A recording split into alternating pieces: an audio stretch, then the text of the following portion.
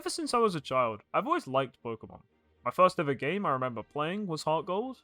I tried my best to keep up with VGC. I briefly played the trading card game. Heck, even my Super Smash Bros. Main is a Pokemon.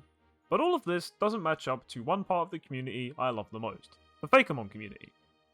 Growing up with YouTube, one of my favourite content creators to watch was Brett Ultimus, who made Pokemon type swap videos on Photoshop.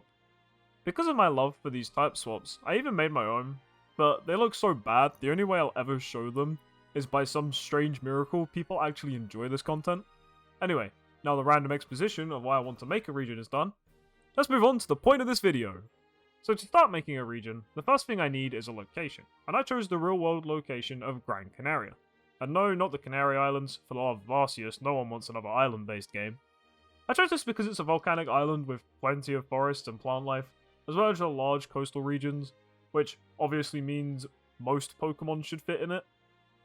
And since this doesn't have to be 100% true to Gran Canaria, I'm adding a snowy mountain to it. Does it make sense? No. Do I still want one? Absolutely. Other than that, I don't have any major plans to change the geography of the island, other than potentially trying to make the shape more interesting, but for now I think it works fine for the time being. With that, it's time to pick a name for my region, so I Iridea. So as I was looking online, I couldn't find any Iridea. I couldn't find anything online about a region named Iridea. Okay, I get it. I couldn't find anything online about how to name a region, so Iridea it is. Don't ask me why, but that's the name I'm going with. So now with the boring stuff out of the way, let's move on to the stuff that's actually interesting. Let's look at the starters for the Iridea region. So for my region's grass starter, I wanted it to be some sort of Pokemon brought over by the initial settlers of the region, rather than it to be a Pokemon that was native to the island that they settled on. Now for that, it had to be some sort of mule. Obviously a horse was the first thing that came to my mind, and I thought that just wouldn't be enough, so it had to have some sort of other element. And for that, I chose to use sort of these patch patterns that would appear on horses, and turn that into a sort of bush. Now, that led me to creating Horseseed, the berry bush Pokemon.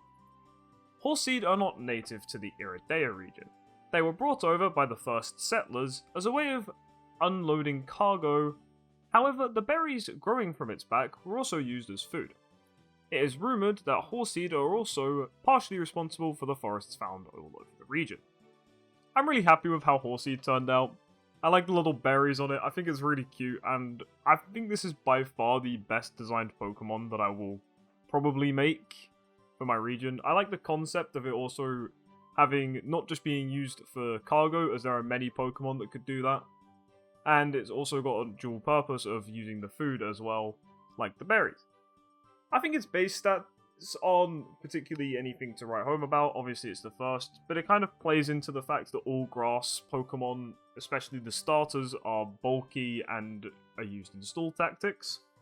It is fairly tall at 0.8 meters, but I feel like that sort of fits into the theme of it being used to transfer cargo from the ships onto the island and help set up. I feel like I could say more about Horseseed, but then I'd be rambling and I don't want to spoil anything about the next stages of it until a later video. Now for my region's fire starter, I think a dog is obviously a great basis for some sort of starter Pokemon, and I chose the native Presacanado from Gran Canaria because this is a very common dog that you'd find. It's actually one of many Gran Canarian breeds that I will come to actually create Pokemon for. And I feel like it's such a cute face when you actually look at it, but there are also intimidating factors. So I wanted to completely change how people look, as most bulldogs and pit bulls that this is bred from are actually relatively harmless.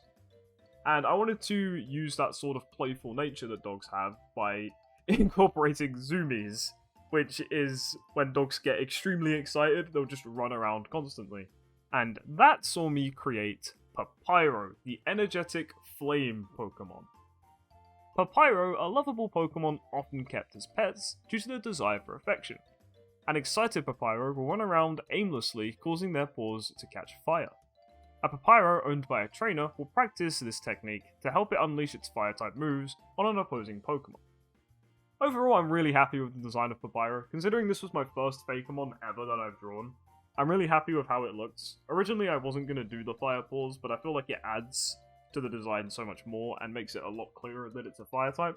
And the idea of it getting zoomies to unleash its fire moves really does make me laugh. I feel like if I ever did come to create a game for this generation, the idea of it running around in circles before it unleashes an attack so it can actually catch on fire works really well. For its base stats, I decided to have it excel in neither attack nor special attack because I'm not sure which direction I want to take the final evolution in. For its height and weight, I feel like it's just to pick a generic cute puppy.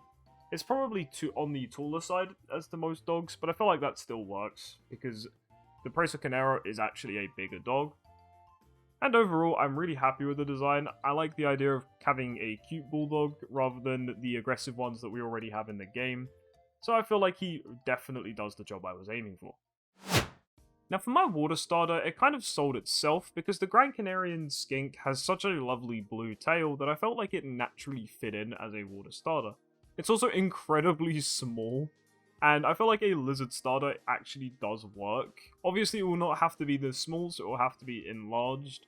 And I thought of a cool concept for this would just be magnifying the tail and keeping some of the proportions still relatively decent. With that in mind, that led me to creating KOOSKI, the skink Pokemon. KOOSKI are Pokemon often hiding away from anything that may try to get close to it. KOOSKI will often lay on top of their large tails to float above water and also for travelling down streams. They are rarely found by the Iridian coast, watching the waves roll onto the shore. A little foreshadowing for some of its future stages. For its stat distribution, I decided to keep it sort of close to PUPPYRO, in that I didn't know which direction I wanted to take the stats later on, but I do know that I want it to be frail and incredibly fast. Now, for a starter, I can't make it too frail, so the HP and defensive stats stayed sort of low-ish for a base starter, but I made sure the speed was the fastest amongst the three. Overall, I'm really happy with his design. I think he's cool.